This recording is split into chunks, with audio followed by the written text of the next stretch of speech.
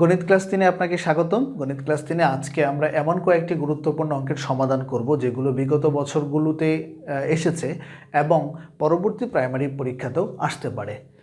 চলুন আমরা প্রথমে 1 নং প্রশ্নে যাই। প্রশ্নটি হচ্ছে, একটি প্রতিযোগিতামূলক পরীক্ষায় 60% শিক্ষার্থী পাশ করেছে। যারা পাশ করেনি তাদের 15 জন বিদেশ চলে গেল এবং 45 জন ব্যবসা শুরু করলো। কতজন পরীক্ষার্থী অংশগ্রহণ করেছে? অর্থাৎ যারা পাশ করেনি তাদের মধ্যে এই 15 জন বিদেশ চলে গিয়েছে এবং এই 45 জন ব্যবসা শুরু করেছে। অর্থাৎ যদি আমি ধরি যে মোট পরীক্ষার্থী 100 জন, এটা আমি ধরে নিলাম অঙ্কের সুবিধার্থে, এর মধ্যে 15 জন, অর্থাৎ এই প্রশ্ন অনুযায়ী 15 জন বিদেশ চলে গেলেন আর 45 জন ব্যবসা শুরু করলেন। অর্থাৎ টোটাল 60 জন পরীক্ষার্থী যারা পাশ করতে পারেননি। এখন আমি যদি 100 জন ধরি তাহলে 60% পরীক্ষার্থী পাশ করেছে, আর তার মানে হচ্ছে পাশ করেনি হচ্ছে 40%। অর্থাৎ আমি যদি 100 জন ধরি, 100 জনের মধ্যে 60 জন পাশ করেছে, অর্থাৎ 40 জন ফেল করেছে। অর্থাৎ 40 জন যদি ফেল করে থাকে তাহলে আমার ধরা অনুযায়ী পরীক্ষার্থী হচ্ছে 100 জন, আর প্রশ্ন অনুযায়ী আমি পেয়েছি যে 60 জন ফেল করেছে বা পাশ করতে পারেনি। এখন যদি আমার যে প্রথম ধরলাম সেই অনুযায়ী 40 জন যদি ফেল করে থাকে তাহলে হচ্ছে 100 জন পরীক্ষার্থী ছিল, আর 15 জন বিদেশ চলে যাওয়া আর 45 জন ব্যবসা শুরু করা, এই 60 জন যদি পাস না করে থাকে তাহলে পরীক্ষার্থী সংখ্যা কত বা অংশগ্রহণ করেছিল কত আমরা দেখে ফেলতে পারবো। অর্থাৎ 20 দিয়ে যদি আমরা ভাগ করি তাহলে 20 দোকানে 40, 3 20-এ 60, 50 দোকানে 100, অর্থাৎ 150 জন। অর্থাৎ 60 জন যদি পাশ করতে না পারে তাহলে মোট পরীক্ষার্থী ছিল বা মোট অংশগ্রহণকারী ছিল 150 জন। খুব সহজ। আমি আবার বলি যে আমি যদি 100 জন ধরে নেই তাহলে 60% হচ্ছে পরীক্ষার্থী পাশ করেছে, অর্থাৎ 60 জন পাশ করেছে, তার মানে 40 জন ফেল করেছে। অর্থাৎ আর প্রশ্ন অনুযায়ী হচ্ছে 15 জন আর 45 জন, মোট হচ্ছে 60 জন। এই 60 জন হচ্ছে পরীক্ষায় পাশ করতে পারেনি। অর্থাৎ আমার ধরা অনুযায়ী যদি 40 জন যদি ফেল করে থাকে তাহলে মোট পরীক্ষার্থী ছিল 100 জন, আর প্রশ্ন অনুযায়ী 60 জন যদি ফেল করে থাকে তাহলে পরীক্ষার্থী হচ্ছে 150 জন। এই হচ্ছে উত্তর। ঠিক আছে, এখন আমরা চলে যাই 2 নং প্রশ্নে।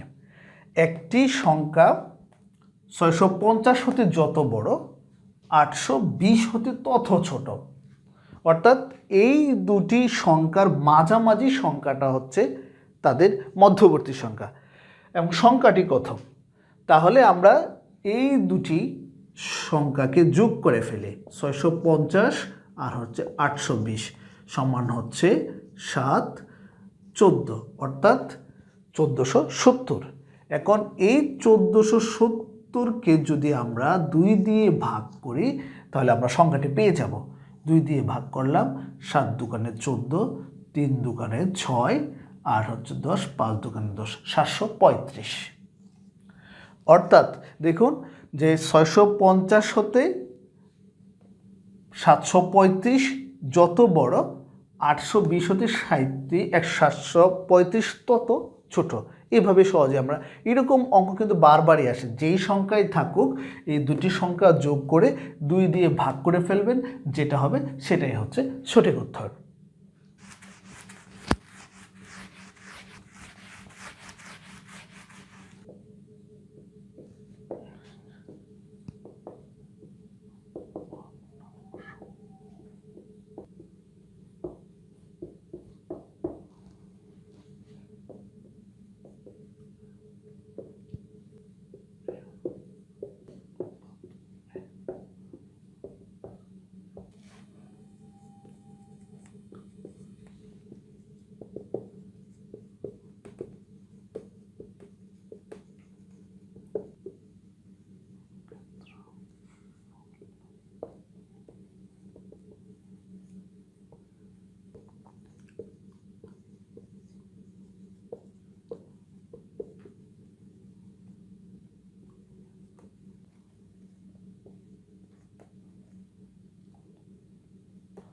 আমরা 3 নং প্রশ্নে আসি, নিচের ভগ্নাংশগুলোর মধ্যে বৃহত্তম কোনটি।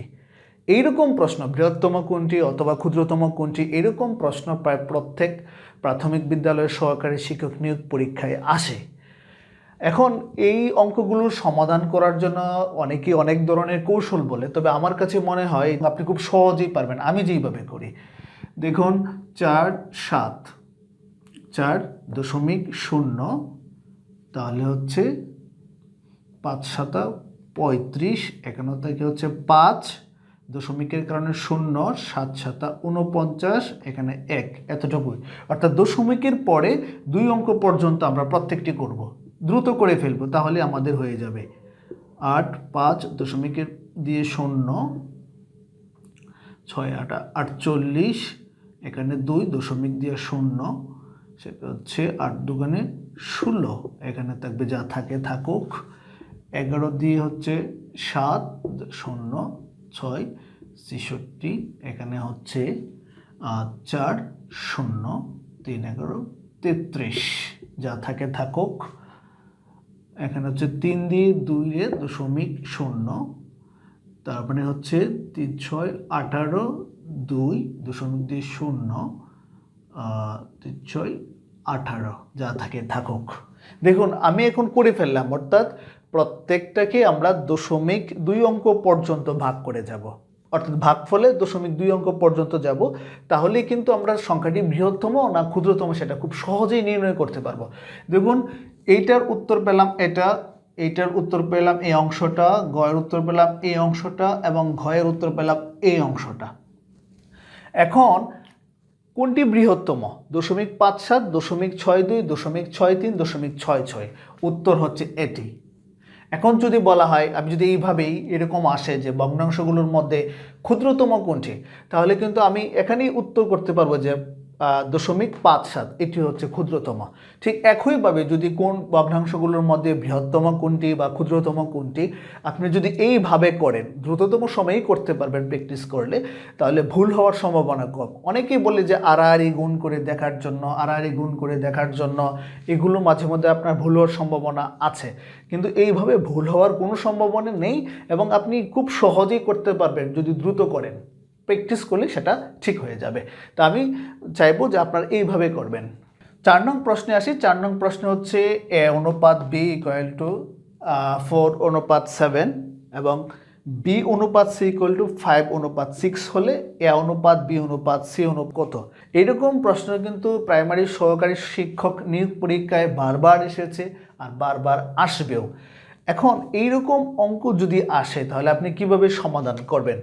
দেখুন a অনুপাত b সমান সমান আপনি 4:7 দেয়া আছে, আপনি এটাকে এইভাবে সাজাবেন যে এখানে b এর মান 5 দেওয়া আছে, আপনি এইগুলোকে এখানে গুণ করবেন, 4 × 5 অনুপাত 7 ইন্টু এই যে b এর মান দেওয়া আছে যেটা 5, অর্থাৎ 4 5